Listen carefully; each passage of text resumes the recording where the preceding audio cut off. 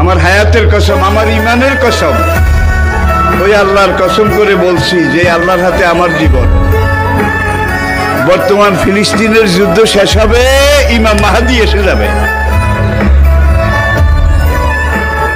ইমাম মাহাদি আসার 9 বছর পরে, ইমাম মাহাদি আসার 9 বছর পরে ঈসা আলাইহিস সালাম আসবেন।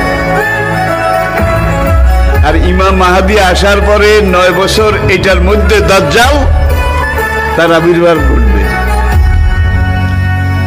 এমন সময় আমি আপনাদের সাথে কথা বলছি, হাদিসের ভাষ্য অনুযায়ী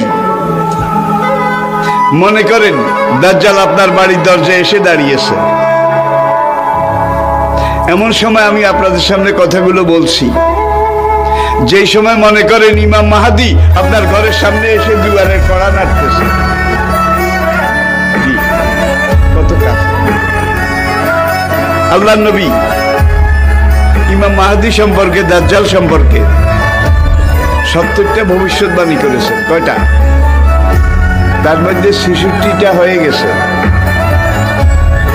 বাকি আছে কয়টা? এই 4টার মধ্যে কিন্তু ইয়াজুজ মাজুজ বাইর হবে, সব খাইয়া ফেলাইবে। এবারে দাব্বাতুল আরদ কোরআনে আছে, দাব্বাতুল আরদ মক্কা এবং তায়েফের মাঝখানে জমিন ভেদ করে একটা জন্তু উঠবে। সেই জন্তুটা রাতের শেষ প্রহরে মাথা উঁচু করবে, মাথা এত উঁচু করবে কাবা থেকে দেখা যাবে, ইয়ামেন থেকে দেখা যাবে, বাইতুল মাকদাস থেকে তার কল্লা দেখা যাবে।